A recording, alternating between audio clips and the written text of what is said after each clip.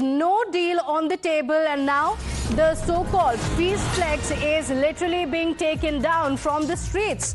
Let's get you visuals from Islamabad that tell you the real story on the ground. The banners, hoardings, big displays that promised a diplomatic breakthrough, all of them are currently being removed one after the other. So Pakistan wanted to project itself as a global peace broker.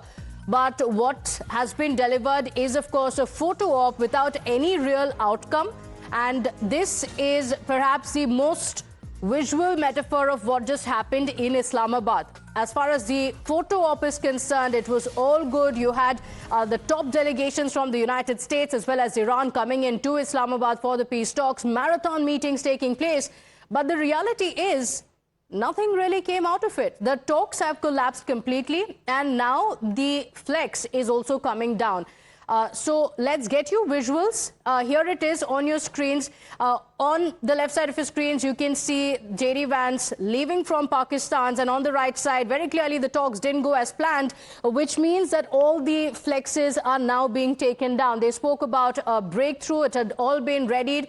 Now all of it currently being taken down. So the banners, flexes that had actually been put up to showcase a global peace moment is now being removed, and this is a moment that really defines what could happen next. No one knows yet, because what was expected is that there could be peace. Of course, there were several questions that had been raised. Many experts had also said that it's not going to be as easy as the US is projecting it to be. It's not like the United States is going to go in for talks for a few hours and then there will suddenly be a solution. We have a oil markets are on the edge, and really the entire world is on the edge because we don't know what's going to happen next. And even as the talks were going on in Pakistan, the peace talks on one hand, on the other hand, President Trump of the United States was actually watching a UFC match. We don't have a response yet from Trump, but let's talk about what went wrong and what is expected next. What are the possible scenarios?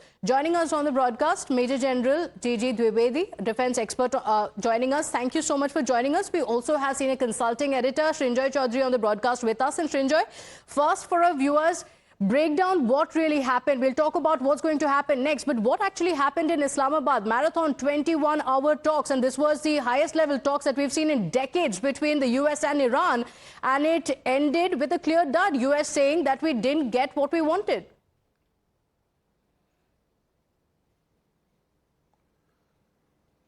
America came with a set plan, said that, look, we have these 3-4 issues. Please say yes to all of them. The point is that during these discussions, the Americans and the Iranians disagreed with everything. On Lebanon, disagreement. Hormuz, disagreement. Nuclear issues, disagreement. Ballistic missiles, disagreement. So what did they agree about? At this point, it must be said that the vice president said that we had substantial talks and some agreements, etc. But the 4 or 5 major issues, they have completely divergent opinions. So that is the first thing. Secondly, if you look at negotiations like these, first of all, you go back saying, yes, we agree to disagree, but we will continue to talk over a period of time. Even that hasn't happened. Then you look at past agreements, discussions, and you see people saying that, yes, we will continue our discussions and our next discussions will happen on such and such day. Meanwhile, the ceasefire will be extended to this period of time. Even that hasn't happened. Yes, so and very clearly, Srinjoy, there are indications that the second round of talks are not going to happen. That's the indication that we've got as of now. Do stay with us just a moment. You spoke about what was expected and what actually did happen, but let's also take a look at what are the possible scenarios now, because very clearly the talks have failed. So as the world is on edge, let's talk about what are the possible scenarios. Now, keep in mind, that we don't really know what can happen next, because anything is possible. We've seen that happened over the last few weeks with Donald Trump. But let's take a look at the possible scenarios. One is, of course, a threat that has been launched by Donald Trump himself, and this is his only reaction on social media as the talks failed, where he spoke about a naval blockade of Iran. This actually would mean that oil exports could be choked, which means any vessels passing through the Strait of Hormuz would be blocked by the United States. Now, bear in mind that this does come with its own set of challenges. This is going to be very, very challenging for the United States if they actually do so. But that's a threat that they have given to Iran as of now. So this means that US is also looking at a US de facto military control over the Strait of Hormuz. Now, again, this is not going to be easy, and US will have a very heavy price to pay if they do actually attempt that. Will they actually do it or not is the question. Another scenario being that Iran tightens control over the Strait of Hormuz. The indications coming in from Iran are very clearly that this is our bargaining chip. We are not going to let go of it. And currently, remember, there are mines that have been laid by Iran already. There is a threat of drones, and that actually still keeps the route extremely risky, which is why the entire supply chain still continues to be threatened. Iran could also escalate the Gulf strikes. This is also one possibility. What is the first response coming in from the US and Iran? Iran could be escalating the Gulf strikes, which means that the energy sites in that entire region remain under threat. Another scenario is, of course, that silently there are back-channel talks that could still continue. That, yes, the high-level talks have not concluded in anything conclusive or towards peace, but there could be still back-channel talks that could go on. But let's get you more breaking updates that are now coming in. US is, in fact, looking for an excuse to leave the talks. A source close to the Iranian delegation has told the Fars news agency that the US was actually looking for an excuse to leave the negotiating table completely. Now, this is significant. Remember, there is already a lot of lack of trust between the US and Iran very clearly is of the belief that the US came to the negotiating table, yes, but was wanting to leave it and was only looking for excuses. My colleague Mayank is also on the broadcast with us. And Mayank, this is a very clear indication of the lack of trust between the two sides, and understandably so. We are told that Iran was of the belief that the US came to the negotiating table, but they were only looking for an excuse to leave the negotiations midway.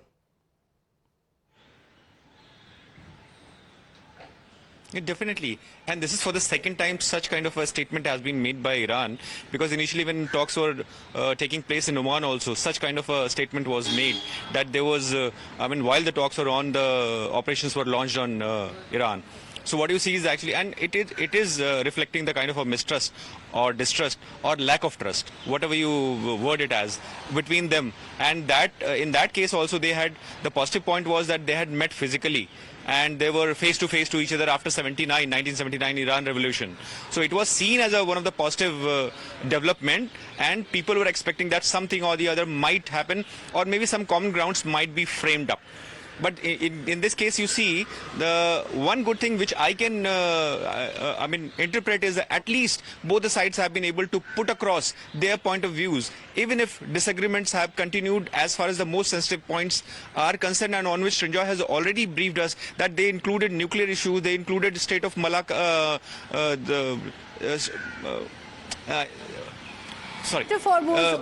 issue, yes, sanctions issue, and Hormuz. All four issues, as has been already enumerated by. So the differences continue on them, and now I have to bring something called posturing.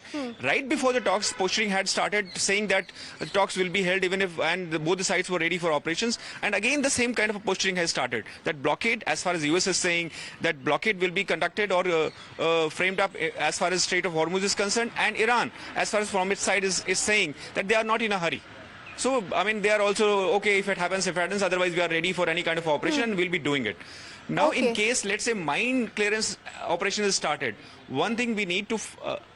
Okay, ma'am, just a moment, I'll come back to you. Give me just a moment, I'll come back to you.